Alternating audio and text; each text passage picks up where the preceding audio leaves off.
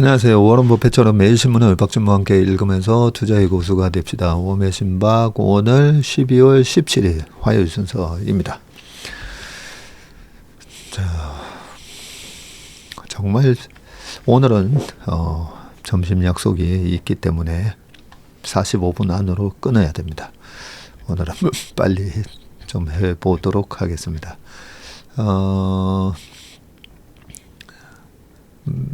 댓글 몇 개만 읽고 가겠습니다. 우리 스레니티 2062님이 오랜만에 댓글 남겨주셨네요. 지금 미국 주식으로 돈을 버신 분들은 많이 내렸을 때 이 공포를 이기고 투자했던 분들이라고 생각합니다. 투자에서 편안한 것은 거의 수익을 내지 못함을 경험으로 배웠어요. 2020년 팬데믹 때는 기회를 잡지 못했지만 22년 폭락장에서 과감하게 투자했고 이번 하락장에서도 두려움 없이 매수한 덕분에 대부분의 종목이 수익을 내고 있습니다. 내가 아는 미래의 예측 방법은 과거를 돌아보는 것뿐이라고 생각하는데 그래서 박세익 대표님을 신뢰하고 존경합니다. 어떤 일이 일어나도 확률과 과거의 통계로 접근하시니까요 라고 해주셨습니다. 아유 감사합니다. 이번에도 8월 5일 날 얼마 전이었어요. 지금 보면 불과 4개월 전이었잖아요. 그때 저희 큰 고객분도 그때 주식 파셨어요. 제가 절대 파시면 안 됩니다. 그렇게 말씀드리는데도 결국은 파시더라고요. 그래서 이번에도 보면 그 8월 5일 날 BOJ의 금리 인상이 있었고, 그죠? 거기에다가 또 엔캐리 트레이드 청산되는 그런 부분이 일부 있었습니다. 일부 있었고, 거기에 기계적으로, 알고리즘에 의해서 매도가 나오는 그런 물량까지 해서 이 우량주들이 확 밀렸었는데, 그때 엔비디아도 95불 정도까지 빠졌었고, 그죠? 92까지 갔었던가? 그리고 지금 팔란티어 70불 하는 팔란티어도 그때 22불인가까지 빠졌었거든요. 그런 게 참 굉장한 찬스인데 그때 그분도 저희 고객분도 그때 조회수가 30만 넘게 나온 한 유튜브에 이제 시작이다. 뭐 이런 얘기를 저한테 보내주시길래 그래서 그 친한 후배인데 그 후배 작년에도 똑같은 얘기 했었습니다. 라고 말씀드리면서 이때 우량한 주식들을 정말 그 깜짝 박연 세일 해준 거였거든요. 네. 그런 것들을 우리가 계속 이럴 때 어떻게 대응해야 되는지 그걸 알 수 있는 방법은 과거의 사례들에 대한 가장 비슷한 케이스의 시장은 어떤 식으로 빠지고 어떻게 회복했는지 그거 공부하는 거 말고는요. 대부분은 제가 그랬잖아요. 그 떨어진 이유 분석을 너무 많이 한다고. 물론 그 이유 분석도 당연히 해야죠. 그게 정말 블랙스완이 돼서 시스템 리스크를 야기시키는지 봐야 되는데 그 시스템 리스크의 기준을 뭘로 보시면 되냐면요. 은행, 금융권에 이 망하는 기업들이 쭉 나오는지 요거 꼭 보셔야 되고요. 왜냐하면 은행이 대출을 해줬는데 이 대출이 부실화되면서 망하는 은행들이 나와야 됩니다. 두 번째는 제가 대마불사 일반적으로 하드랜딩에서는 대마가 죽는다 했잖아요. 일반적인 저런 단발성적인 저런 이슈로 대마가 죽지 않거든요. 우리나라 이번에 계엄 사태도 마찬가지예요. 이걸로 우리나라 기업들, 우리나라 은행들이 뭔가 대마가 죽는 이슈인가라고 보면 아니잖아요. 네, 그거와 마찬가지로 미국도 지난 8월과 같은 상황에서 정말 이제 미국 정말 시작이다. 미국이 그동안에 계속 거품이었기 때문에 이제는 정말 시작이다. 이런 얘기들이 뭐 지금도 그런 얘기를 계속 주장하고 있는 분들이 많지만 이게 대마가 죽는 이슈인가? 뭐 이스라엘 하마스, 이스라엘 이란 전쟁을 비롯해서 여러 가지 우크라이나 러시아 전쟁뿐만 아니라 최근에 있었던 일련의 사태들 그리고 또 내년 되면요 또 새로운 이슈들이 발생을 할 겁니다. 그때마다 항상 이 두 가지. 네, 은행이 망하는 은행들이 나오는지 아니면 이 대마에 해당되는 큰 기업이 뭔가 무너지는지. 닷컴 버블 무너질 때는 엔론이라는 거대한 기업이 무너지고 거기에 후폭풍에 의해서 아서 앤더슨 컨설팅이라고 그죠? 앤더슨 컨설팅 그 세계 3대 회계 펌이 망해버렸잖아요. 그것뿐만 아닙니다. 그때 닷컴 아류작들 줄줄이 많이 망했었습니다. 2008년 리만 사태 전후도 마찬가지죠. 그죠? 그 두 가지가 아니면 이런 눌림목에 있어서는 바이온 딥스, 예, 딥을 이용해서 또 박앤세일을 해주시는구나. 보통 보면 백화점이나 이런 데는 블랙 프라이데이라든지 아니면 중국 이번에 광군제 정해져 있는데 주식은 박앤세일이 미리 알려주지는 않습니다. 갑작스럽게 찾아오고 그 박앤세일을 해줄 때 박앤세일을 해주는 사람이 누구죠? 그 위기라는 탈을 쓰고 온 기회임에도 불구하고 거기다가 주식을 싸게 던지는 사람들이 바로 박앤세일을 해주는 주체입니다. 네, 여기까지만 말씀드리고요. 티모팡 님이 그 보잉 케이스 얘기해 주셨어요. 제가 하임리히 법칙 얘기하면서 말씀드렸었죠. 큰 사고가 일어나기 전에 짜잘한 사고가 먼저 발생한다고. 그래서 이 짜잘한 사고가 반복됐을 때는 이게 큰 사고가 초래할 수 있는데 그 이유는 이 짜잘한 사고가 났을 때 그걸 갖다가 빨리 수습을 하는 시스템이 안 만들어져 있다는 뜻이거든요. 그래서 보잉이 문짝이 떨어지고 또 이런 케이스가 발생해 이거는 매니지먼트에 큰 문제가 있다. 네, 그런 말씀을 드렸었는데 우리가 주식 투자를 할 때 이 정석 투자 원칙을 잊지 말고 투자하는 것이 중요하다. 라는 말씀을 해주셨습니다. 자, 그러면 국내 시장으로 넘어가 보도록 하겠습니다. 국내 시장이 아니라 기사로 넘어가 보도록 하겠습니다. 아침에 모닝 브리프 하고 하다 보니까 말이 막 헷갈립니다. 자, 첫 번째 기사는요. 정점을 찍은 수출, 물류비 급등에 미관세 폭탄까지 예고돼 있는데 이 물류비가 급등을 했다? 이때가 20년 말에서 21년도 그죠? 한창 장이 좋을 때 물류비 하면서 저기 수에즈 운하의 사건도 있었고 공급망 대란 이런 얘기가 나왔을 때 사실은 시장은 좋았었습니다. 그죠? 비슷한 일이 또 한 3, 4년 만에 반복이 되는 것 같은데 한번 내용 읽어보도록 하겠습니다. 수출기업 비상이라고 되어 있고요. LG전자는 올해 3분기 전년 동기보다 20.9% 감소한 7,511억 원의 영업이익을 냈는데요. 전년 동기보다 영업이익이 감소했다고 그죠. 역대 3분기 최대 매출을 달성했음에도 불구하고 글로벌 해상 운임 폭등과 마케팅비 증가로 수익성이 악화됐습니다. 수출 환경 악화로 4분기에도 저조한 실적이 예상이 되고 트럼프 행정부가 출범하면 세탁기를 비롯한 가전제품에 관세 폭탄이 부과될 우려까지 있고요. 롯데케미칼은 올 3분기 4,136억 원의 영업 손실을 냈는데 중국 저가 석유화학 제품의 물량 공세로 인해 경쟁력이 악화됐기 때문이죠. 여기에 원료 가격과 해상 운임까지 상승하면서 강한 원가 압박을 받았고 LG화학, 화나솔루션 등 석유화학 업계는 적자의 굴레에 빠져들었습니다. 11월 국내 자동차 수출은 22만 8,800대로 작년 동월 대비해서 6.6% 감소를 했습니다. 현대차가 5.8% 줄었고 기아의 수출 물량은 급감했는데 현대 트랜시스의 파업으로 인한 부품 조달 중단과 폭설로 인한 기아 화성 공장의 조업 중단이 수출 감소에 영향을 미쳤다고 설명했군요. 10월까지만 해도 신차 출시 등에 힘입어 전년 대비 수출 생산 내수가 동시에 늘어났지만 힘이 다했다.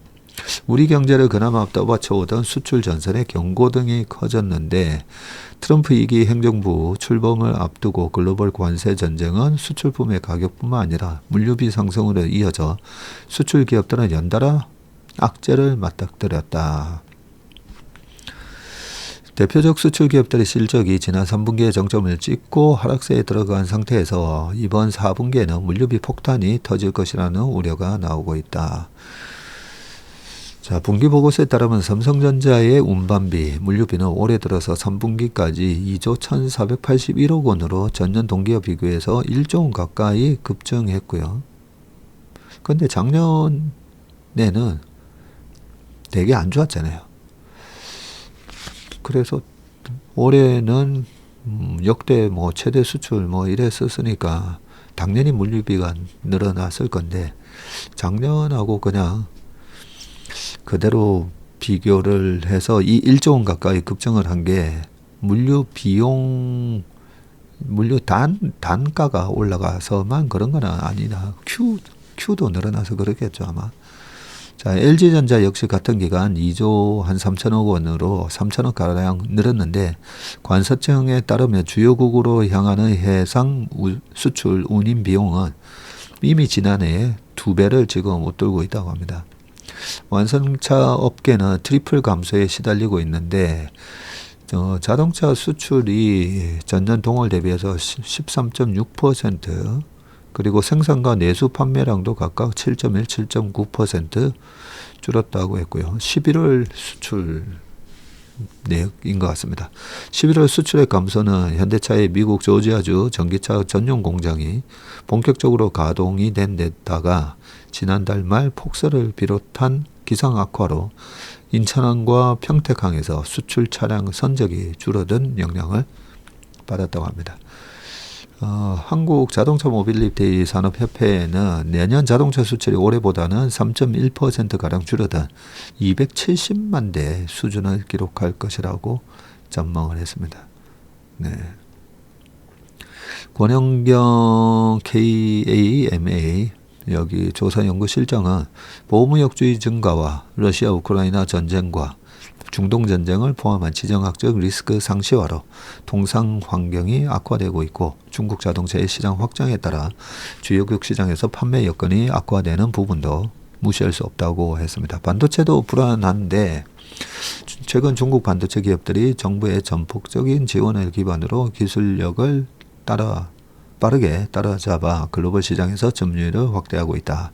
중국은 자국 내 반도체 생산 역량을 강화하며 한국산 반도체 의존도를 낮추는 데 주력하고 있다.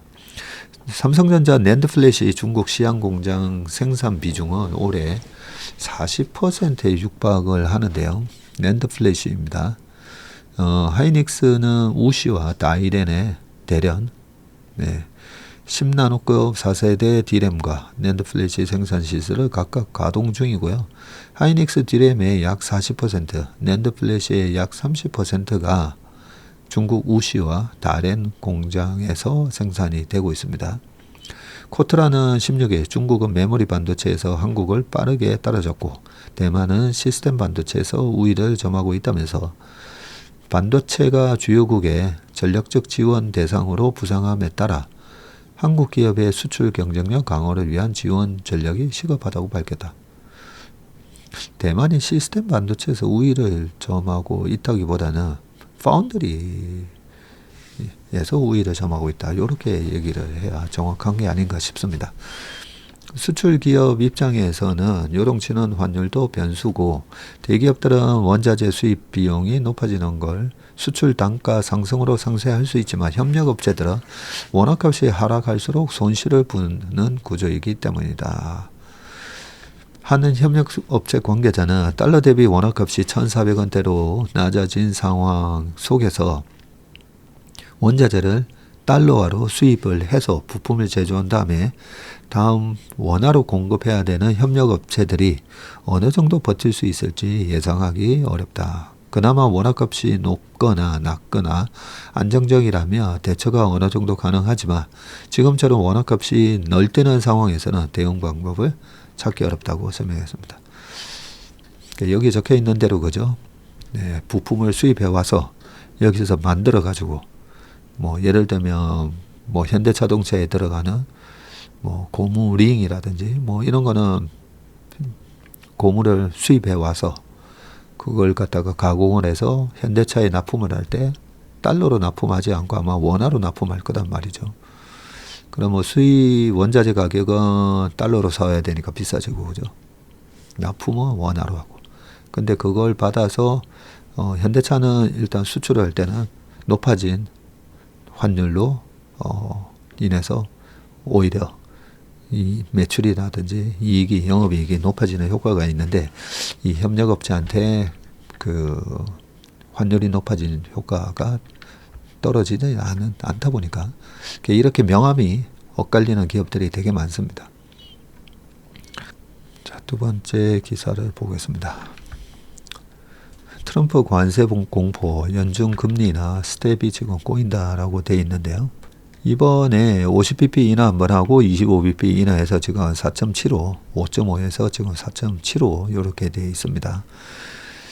자, 트럼프의 관세 인상 공약에 따른 인플레이션 우려가 확산되면서 페드가 기준금리 인하 횟수를 줄일 것이라는 전망이 전문가들 사이에서 제기가 됐고요. 트럼프의 관세 인상에 대한 반대 여론이 비등함에도 불구하고 밀어붙이겠다는 입장이어서 금리 인하 사이클을 선언한 연준이 딜레마에 빠졌다는 분석이다. 파이낸셜 타임즈는 미국 시카고대 부스 경영대학원과 함께 미국 경제학자 47명을 대상으로 설문조사를 한 결과 응답자 중 65%가 내년 말 미국의 기준금리가 3.5에서 한 4% 이럴 것으로 내다봤다고 합니다. 네, 그러면 한 4번, 5번, 25bp 기준으로는 한 많이는 한 5번, 아니면 한 3번 이렇게 예상을 하고 있는 거네요. 지난 9월 같은 설문조사에서는 가장 많은 응답자가 3.0에서 3.5를 선택한 것과 비교하며 3개월 만에 한 0.5%포인트가 올라왔고요. 이번 18일 예정된 FOMC 회의에서 예상대로 금리를 25bp 인하한다면 기준금리는 4.25에서 4.5가 되죠.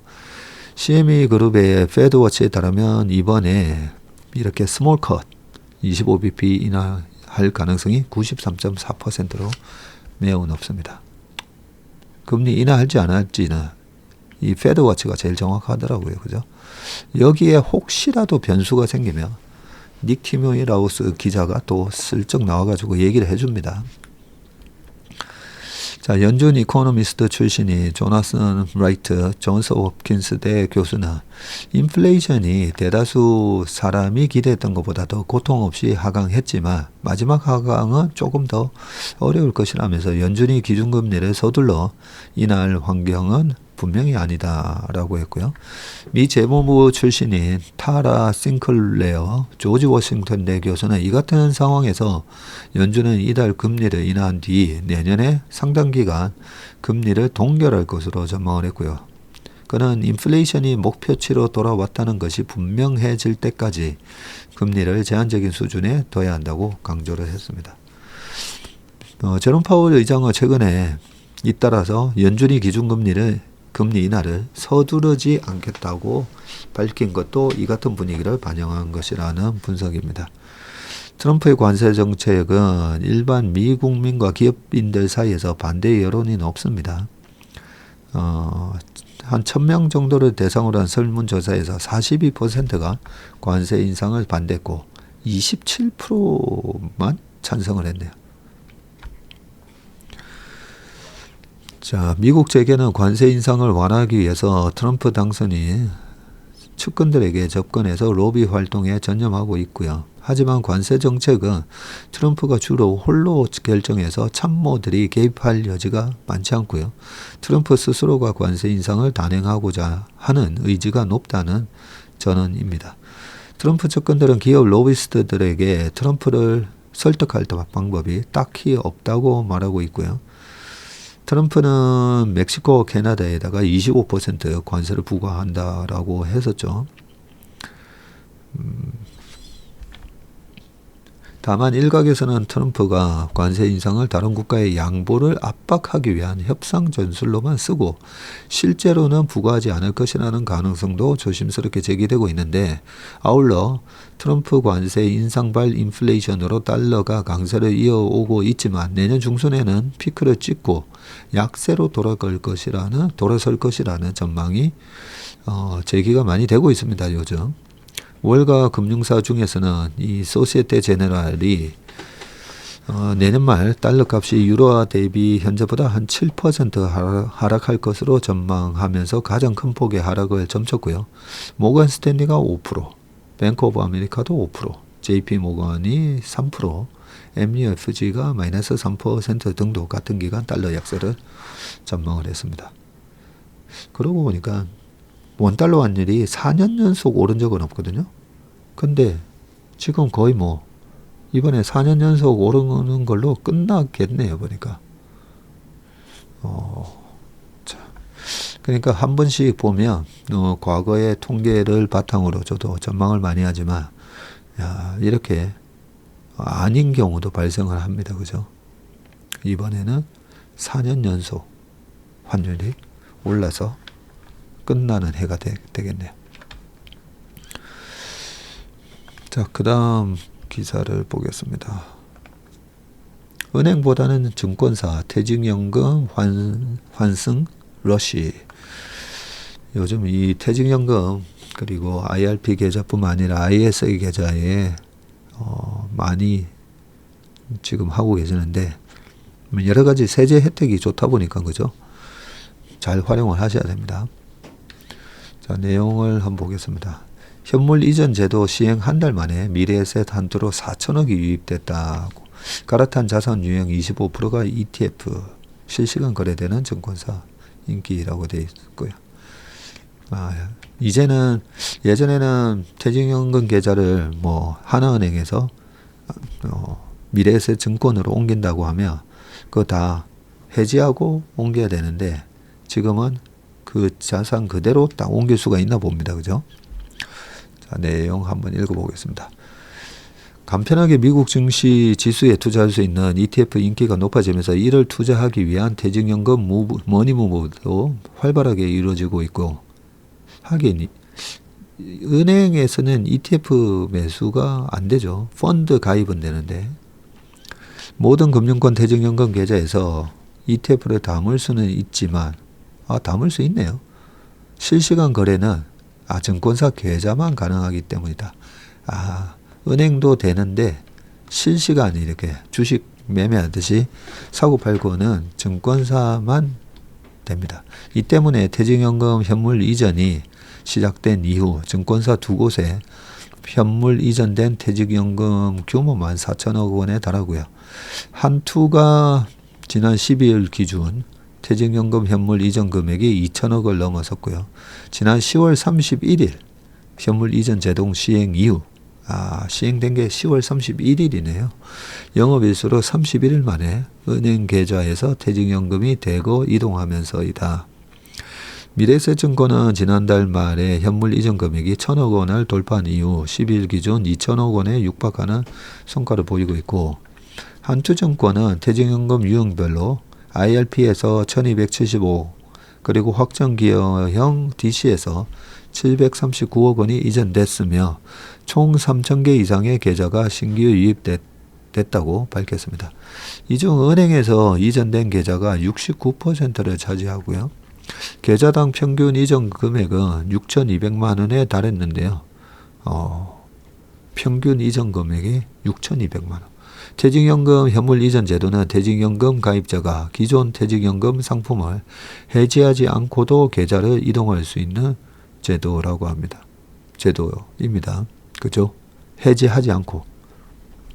퇴직연금 현물 이전은 은행 계좌에서 ETF로 이전하는 사례가 주를 이루고 있고, 이전되는 자산 상품 유형을 보면 미래에셋증권의 경우 ETF가 25%로 가장 큰 비중을 차지하고, 한투증권은 정기예금이 25%, ETF가 24%라고 합니다. 은행이나 보험의 퇴직연금 계좌에서 ETF를 매매할 수는 있지만 매수 예약을 하면 다음날 주가로 체결이 된다고 하네요. 이런 거는 은행도 그죠? 이렇게 퇴직연금 계좌를 뺏기지 않으려면 바꿔야 되는데, 이게 증권사가 아니니까 안 될 수도 있긴 하겠네요. 근데 은행들이 다 증권사를 가지고 있잖아요.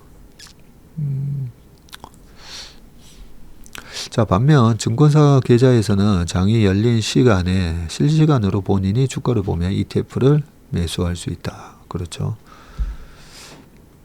하긴 저도 신한자산운용에 있었지만 그 신한자산운용하고 신한은행하고 또 신한증권하고 그렇게 아주 유기적으로 막 이렇게 저거 잘 하지는 않았던 기억이 나네요. 환율과 미국 지수 선물의 변동까지 고려해서 최적의 타이밍에 사고 싶은 ETF 투자자에게는 증권사 계좌가 더 편리한 셈이다. 자, 여기에 한투증권은 ETF 매매 수수료를 무료로 하는 등 증권사마다 ETF 라인업을 다양하게 하고 여러 프로모션까지 진행하면서 ETF 자산 유입 규모를 키웠고요.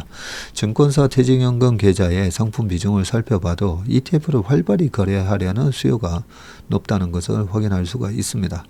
국내 증권사 가운데 IRP 퇴직연금 적립금이 최대인 미래에셋증권의 상위 10개 ETF가 전체 잔고에서 차지하는 비중은 48.25%에 달했는데, 실시간 거래가 어려운 펀드는 상위 10개 상품의 합산 비중이 4.5%밖에 안 되네요.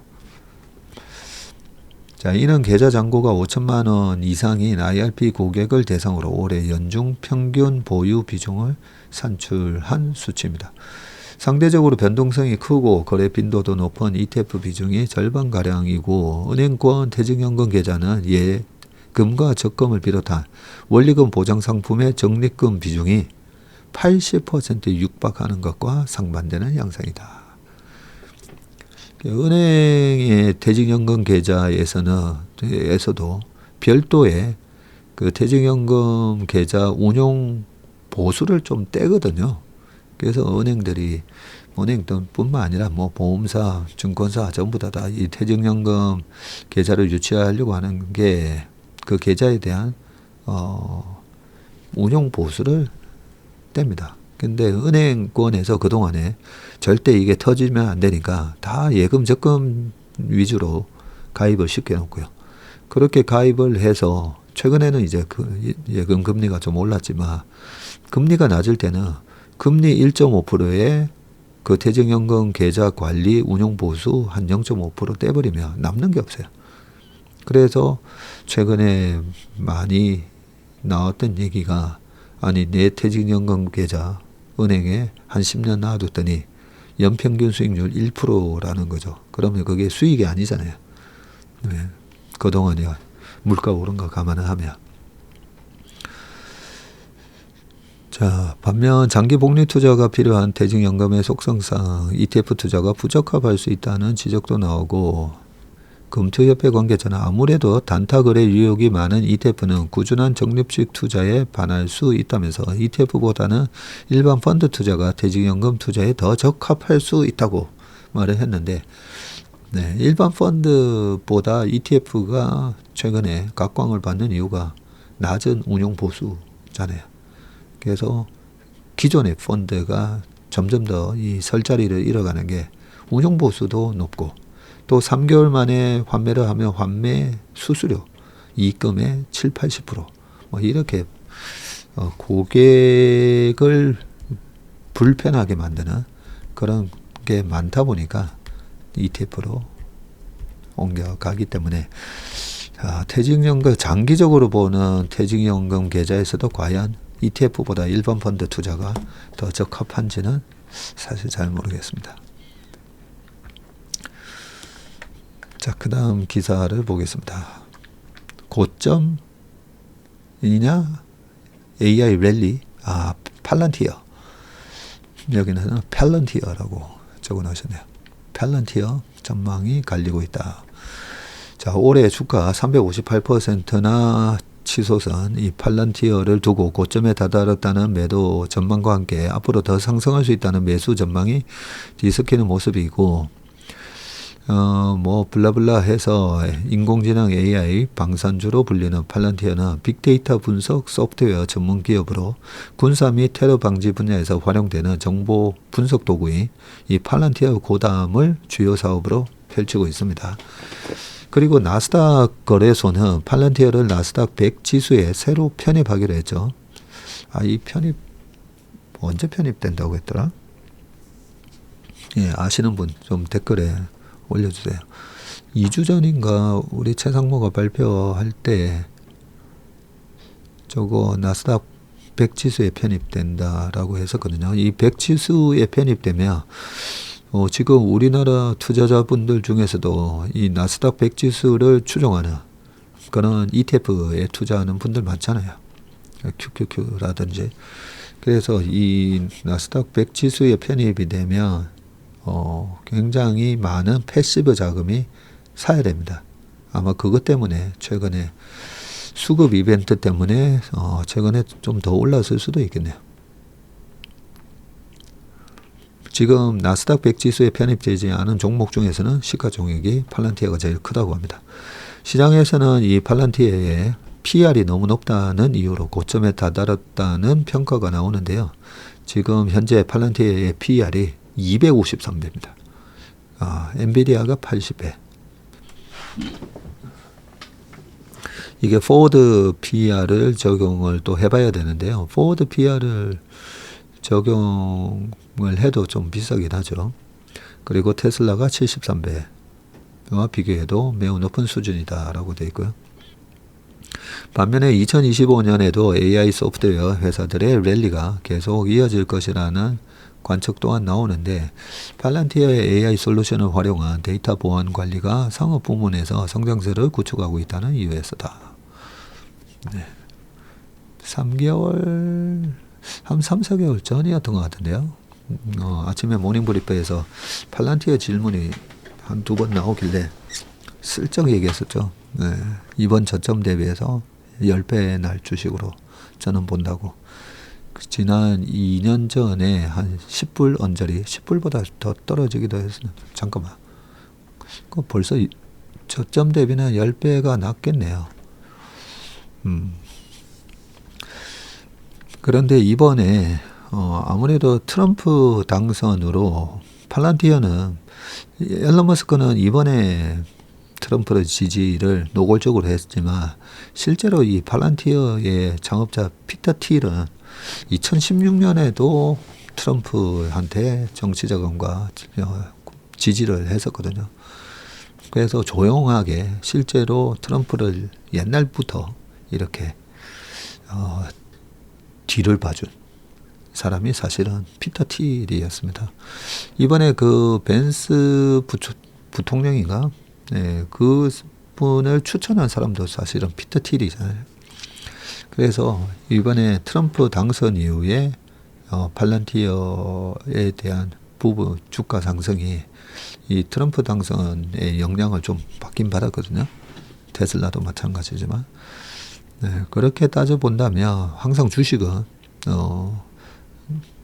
너무 지나친, 이렇게 트럼프가 당선됐으니까 물론 수혜를 보는 부분도 있는데 너무 당겨서 그 가치를 만들어 버렸기 때문에 지금 주가에서는 저는 오히려 트럼프 취임이 1월 20일이잖아요.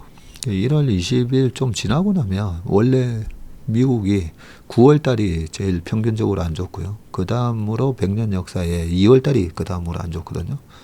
그래서 저는 2월 달에는 좀 쉬지 않을까 싶습니다. 그래서 저의 전망은 고점이냐 AI 랠리냐. 그래서 저의 전망은 2월 달에 좀 쉴 수도 있다. 네. 별로 도움 안 되는. 왜냐하면 1월 20일까지 도대체 얼마까지 더 올라갈지 모르잖아요. 저는 그렇게 생각하고 있고요. 아무튼 지금 사기에는 참 되게 부담스러운 가격 맞습니다. 그런데 예전에도 테슬라가 제가 좀 고점 이제는 거품 영역입니다 라고 했을 때도 그러고 나서 한 670불에서 1200불 갔었으니까 훨씬 더 많이 올라갔죠. 네, 최근에 엔비디아도 마찬가지고 어떤 분은 얼마 전에도 뭐 저한테 박전무 뭐 엔비디아 팔아서 뭐 테슬라 사라고 막 그런 걸 막 그런 얘기도 하시긴 했었는데 엔비디아를 일부 근데 최근에 엔비디아 같은 경우에는 브로드컴 때문에 그죠? 약간 이제 엔비디아에 있던 자금들이 브로드컴으로 이렇게 옮겨가면서 빠르게 이제는 쌍두마차로 AI 시장이 성장하는가 약간 이런 느낌을 받고 있습니다. 아무튼 팔란티어 지금 거품 맞습니다. 근데 이 거품이 얼마나 더 거품이 되는지는 아무도 모르기 때문에 뭐라고 말씀드릴 수는 없고 2월 달에 한번 좀 다시 눌림목을 한번 주지 않을까 생각합니다. 자, 그 다음 기사를 보겠습니다. 트럼프가 초래한 보호무역주의 세계화 재편 촉발할 것이라고 되어 있는데 이 세계 석학들이 모여서 얘기를 좀 하셨네요. 세계 정책 컨퍼런스가 열렸네요. 아랍에미리트 아부다비에서 열린 제17회 세계 정책 컨퍼런스에서 탈세계화와 재세계화 세션에서 베르트랑 바드레 전 세계은행 CFO와 박태호 전 통상교섭 본부장과 블라디슬라프 이노젠체프 모스크바 후기산업연구센터 소장과 피에르 자케 프랑스 ENPC 대학교 경제학과 교수 등등 분이 참가하셨네요. 내용만 좀 볼게요. 지금 세계는 그 어느 때보다 높은 불확실성에 직면해 있는데 모두가 아는 게임의 법칙 자체가 사라진 상황이다. 기존의 통상 질서는 끝났다라고 입을 모았다고 하고요. 국제사회는 이제 기존 규칙들이 더 이상 통용되지 않는 새로운 국면에 접어들었다는 분석입니다. 불확실성을 키운 직접적 원인으로는 이 트럼프 당선이 우선적으로 지목이 됐고요. 보편 관세와 중국에 대한 60% 고율 관세 공약 때문이죠. 빈센트 코엔 OECD 경제검토국 국가분석실장은 트럼프 당선 이후 세계 무역 정책을 둘러싼 이 불확실성이 급격히 증가를 했다면서 많은 사람이 무역 전쟁 가능성을 우려하고 있지만 정확하게 예측하기는 쉽지 않다라고 되어 있습니다. 이게 예측하기가 힘들기 때문에 불확실성 이 자체가 주식시장에는 리스크로 다가오다 보니까 특히 우리나라 시장에 지금 엄청나게 이 스트레스를 주고 있으면서 우리 시장을 억누르고 있다고 생각합니다. 자, 트럼프의 보호무역주의와 자국 우선주의는 국제사회를 탈세계화, 디글로벌라이제이션 시킬 거다라는 우려를 낳고 있고요. 또 이날 세션에서는 오히려 새로운 형태의 세계화, 즉 재세계화, 리글로벌라이제이션이 촉진될 수 있다라는 얘기가 나왔고요. 불확실성의 증가로 인해 각국은 디리스킹에 나섰고 위험을 축소 그리고 특정 국가나 지역에 대한 수입 의존도를 낮추며 위험을 관리하고 있다는 의미고요. 자, 이러한 디리스킹 전략은 역설적으로 국가 간 상호 의존성을 높이는 결과를 낳을 수 있다. 역설적으로? 그래요? 보호무역주의가 심해질수록 해외 시장의 폐쇄성을 우려한 기업들이 현지 생산에 대한 투자를 늘릴 가능성이 커지기 때문이고, 즉 디리스킹 전략이 탈세계화 흐름으로 기결되는 대신에 새로운 형태의 또 세계화로 이어질 수 있다는 설명이다. 그래서 아까 리글로벌라이제이션이라는 말을 하는 거군요. 다만 이러한 재세계화를 향한 상호 의존성은 경제 성장을 위한 수단이 아니라 경제를 무기화하려는 도구로 활용되는 경향이 있는데 스즈키 가츠토 도쿄대 교수는 국가들은 서로의 이해관계를 관철시키기 위해서 상호 의존성을 협박수단으로 지금 삼고 있다면서 한 국가의 상호 의존관계에서 홀로 배제될 경우 치명적인 피해를 볼 수 있기 때문이라고. 그렇죠. 예컨대 서방사회의 대러시아 경제제재는 러시아를 압박하기 위해 상호 의존성을 무기화한 사례로 볼 수 있다. 이어서 이 스즈키 교수는 앞으로의 세계화는 지경학, 지오 이코노믹스라는 새로운 틀로 정의될 것이라면서 경제적 논리보다 이 지리적 요인이 더 중요해질 것이라고 강조했고요. 과거에는 더 많은 투자를 유치하기 위해 국가 간 지리적 경계를 초월하려는 노력이 두드러졌다면 이제는 지리적 위치가 경제정책의 전략적 요소로 떠오르고 있다는 것이다. 국제사회가 새로운 세계화 질서를 보다 적극적으로 만들어가야 된다는 주장도 있고요. 세계화는 단순히 경제성장뿐만 아니라 문화교류, 연구협력, 전염병 대응 등 인류가 직면한 여러 과제를 해결하는 데 필수적이라고 얘기를 했습니다. 그리고 세계는 다극체제, 멀타이 폴라리티, 다극체제 로 전환되고 있는데 중견 국가들이 글로벌 무대에서 협상력을 강화해야 한다고 했고요. 중견국을 포함해서 같은 뜻을 가진 국가들이 협력해서 목소리를 높여야 한다면서 미국이 WTO 개혁을 통해 다져간 무역 거버넌스를 활성화하도록 리더십을 발휘해야 한다고 했습니다. 한국이 직면한 도전 과제에 대한 지적도 나왔는데 한국과 일본 같은 국가들은 에너지 보조금 문제로 인해서 공공부채가 심각한 수준이라면서 재정 압박 속에서도 고령화 사회 대응과 지정학적 갈등으로 인한 국방비 증가 등 지출이 지속해서 늘어나고 있다고 말을 했고요. 청년 세대를 위한 기회 창출이 중요하다라는 얘기도 나왔습니다. 네. 자, 마지막 기사입니다. 파이낸셜 타임즈 제휴사 칼럼인데 선진국 성장률 둔화의 이유, 참 중요한 내용의 마지막 기사인데요. 자, 1인당 GDP의 추세인데 프랑스 이게 회색이 1950년에서 73년 되고요. 그 다음에 파란색이 하늘색이 73년에서 2007년. 요때 한 35년, 그 전에 23년. 그리고 2007년에서 지금 23년까지 짙은 파란색입니다. 1인당 GDP 추세가 다 이렇게 우하향이긴 하네요. 고소득 국가가 고속 경제 성장을 하던 시대는 막을 내린 것일까? 그렇다면 2007년 금융위기의 여파 또한 전환점을 맞이한 것일까? 이게 2007년 금융위기 2008년 그때를 기점으로 했군요. 아니면 세계는 인공지능으로 인한 급성장의 시대를 목전에 두고 있나? 경제 둔화가 정치적 양극화를 초래하는 상황에서 이러한 질문에 대한 답은 우리 미래를 결정짓는 중요한 열쇠가 될 것이다. 2차 대전 끝나고 호황을 누린 강대국. 이때 1950년부터 23년까지 영국의 실질 GDP는 7% 증가했고요. 같은 기간 미국이 299, 프랑스가 375, 독일과 일본은 각각 501%, 일본이 1220% 증가했네요. 이들 국가의 전반적 생활 수준 역시 크게 향상을 했고요. 전후 호황은 일시적 성장에 그쳐라는 얘기가 쭉 있고요.